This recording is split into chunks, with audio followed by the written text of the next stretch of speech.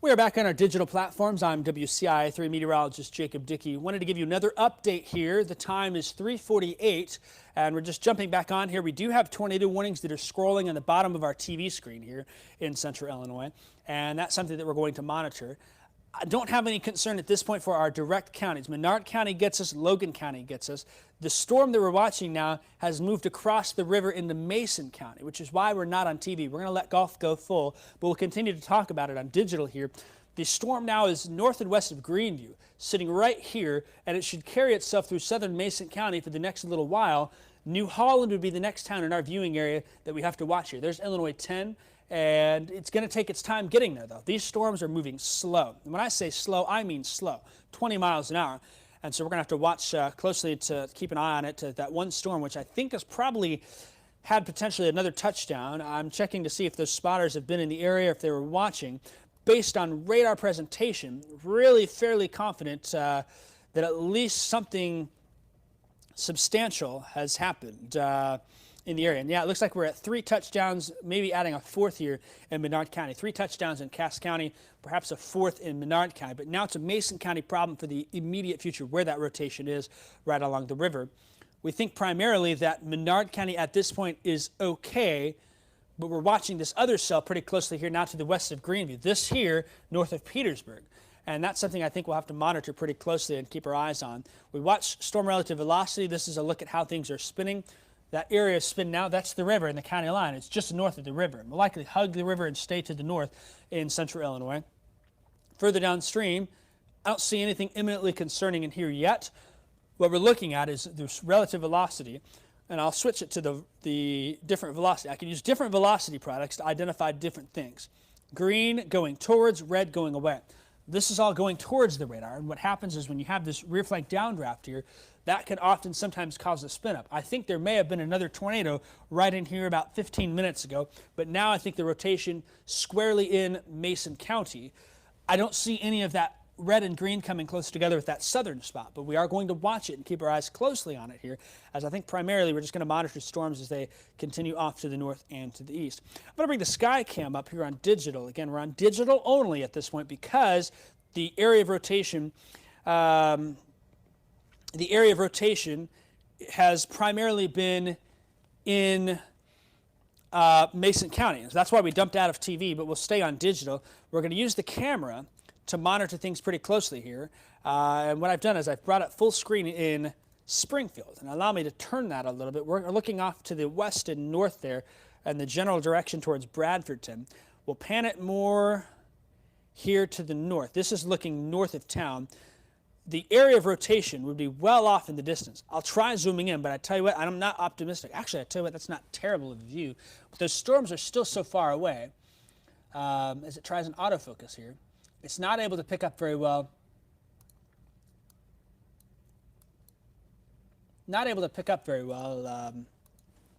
What we see. And again, I'm trying to pan it, trying to make it look a little better here, and it may not.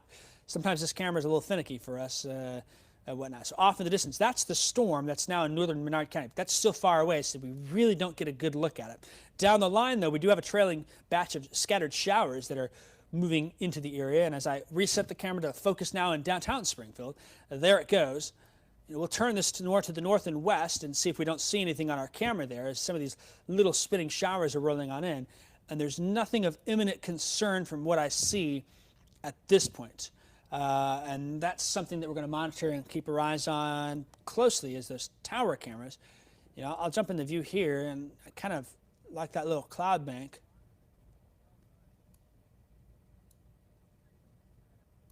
You know, sometimes we put our cameras, we don't get the best views. There's a pole on top of that building, and that's how things work sometimes for central Illinois, but we continue to watch now. We're keeping an eye on Springfield area. I really think at this point the primary threat is still north of Springfield, and there may be a little corridor where we can't rule out a spin-up or two downstream. That, as I draw this area in here, that would primarily be, I think, this region here. And so we'll watch and see what happens with that. Maybe a little further to the east, we just can't rule out an isolated tornado touchdown somewhere over the next little bit. It seems like the closer these storms get to I-55, the lower the threat's going to be for us, but we still have that tornado warning now for Menard, Logan, Mason counties, the area of rotation is not in our viewing area and will not be in our viewing area for at least the next 10 to 15 minutes. Logan County is the next county line, but Mason County is a passover county. Mason County, I should say, is a Peoria television market county. That's the proper way to say that.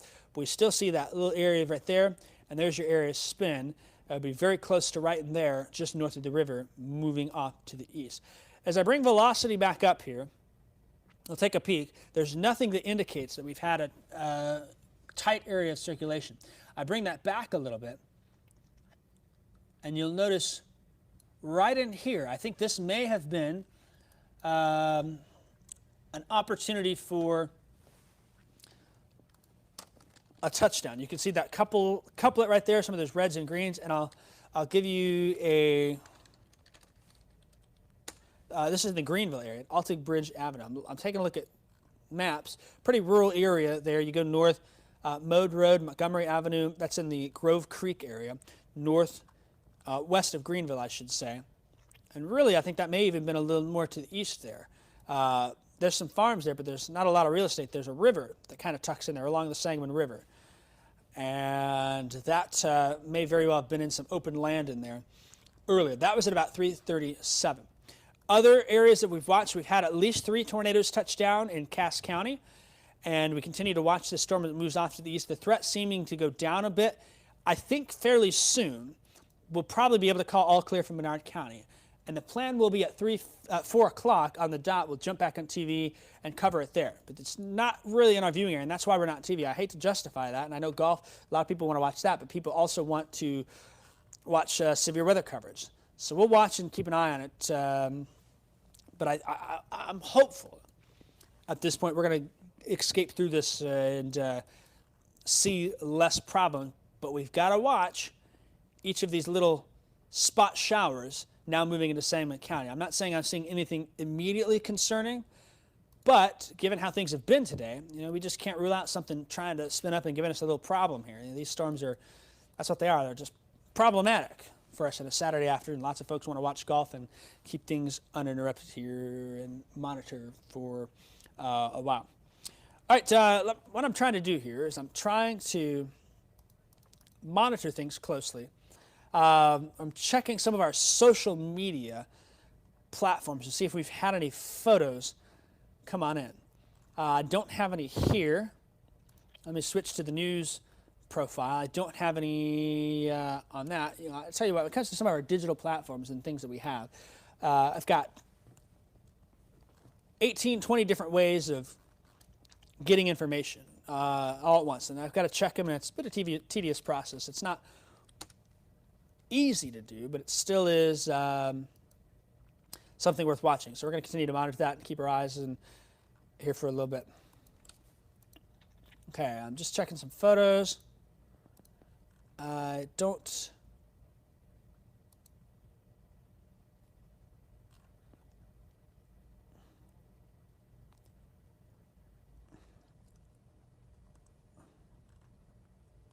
Okay. Again, we're only on our digital platforms right now, Rory, so I don't know what the issue is. And we're on our digital platforms because the storm not in our area. So we've made that call, Rory, so I think you can,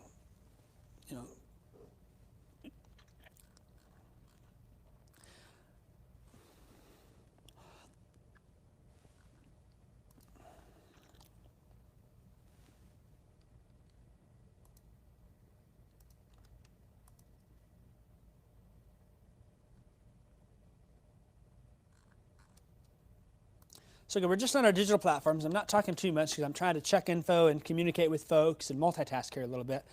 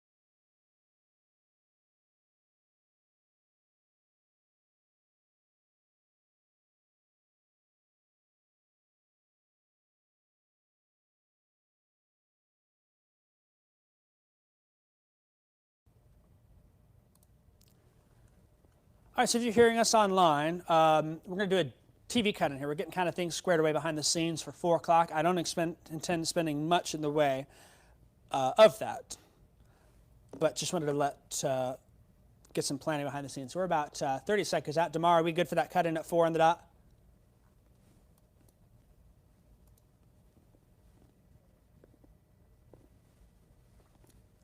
Is anyone in the back? Are we good for our cut in here in a few seconds? Okay, perfect. Thank you. Okay. 15 seconds out.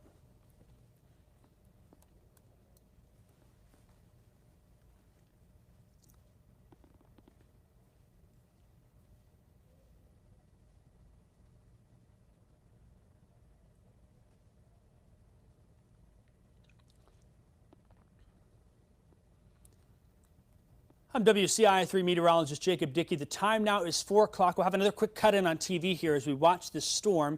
We want to give a heads up downstream to some of our folks in Logan County as this tornado warning continues. We've been on our digital platforms and monitoring things. Some of the latest indications is that we've had some significant damage in Cass County. We're looking into that. The indication from radar and some of our data is there may have been a substantial tornado pass through that area. We'll have news working on that. I'm going to talk to news here in a minute on that, and we'll have updates coming up on WCIA3 News at 6.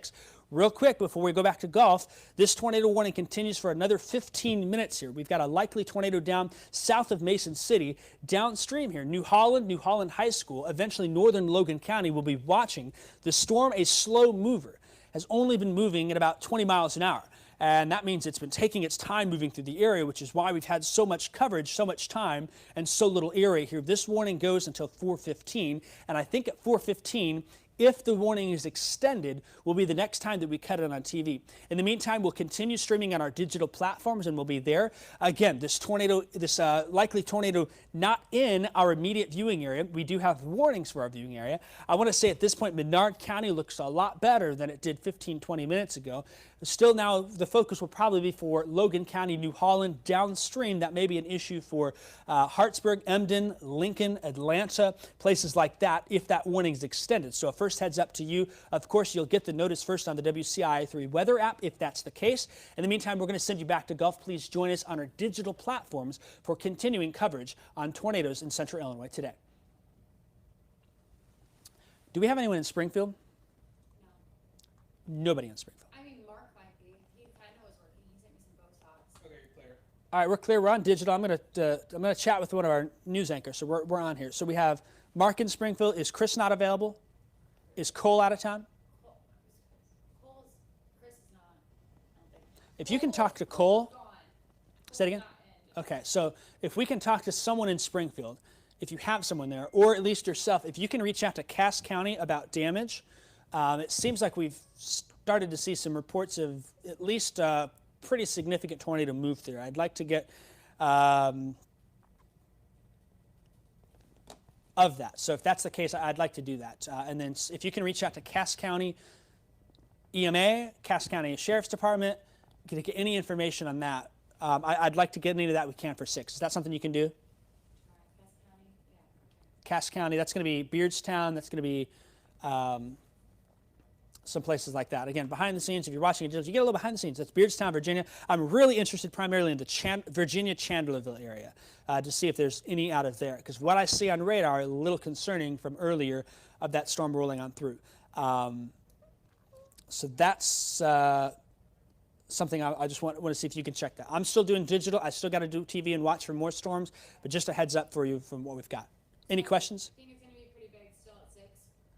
Maybe not, but if you get information, I may have some video. We'll check in at 5. Let's check in at 5. Okay, I was going to say, do you want to leave the 6? We'll check in at 5, but if you get any reports from Cass County, if you could bring those to me, write them on a piece of paper, send them my way. You know, hey, they say, hey, we've got damage here, we've got this, anything like that, I'd like to know. Okay. Perfect. Thank you, Bryce. All right, so you folks on digital, you get a little working behind the scenes on what's going on. We're doing a little planning here for the newscast, but what I see, I'm going to show you here one of those signatures of some substantial, pretty healthy tornado signature now north of Virginia. and I'm going to show you correlation coefficient to kind of match that here. This is what we look for. And you'll see right here, that area is an indication that we had a tornado down near Palmerton, Panther Creek, and a fairly strong one. That damage continued to strengthen near Chandlerville and before it carried off to the north and to the east. A pretty substantial tornado path. That's at least 5-10 miles before it carried into Mason County here. So there's likely some damage. That's why we've had these tornado warnings that are in place. We still have the tornado warning in Menard, Mason, and Logan County. I don't have any indication that there's anything quite as significant. We're going to watch it, and we're watching all of our different radar products to understand what's going on. There still is an area of wind shear, and they're not organized enough for velocity for seeing a couplet. But it's still something that we're going to monitor. All right, here's what I'm going to do, folks. I'm going to cut out, and I'd like to get some things done behind the scenes. I'll be back at 4:15 with an update if need be as we watch these storms, but I really think we're probably going to wind things down at 4:15. We'll still do an update on digital, still do a TV update at 4:15 regardless, and keep you updated on that.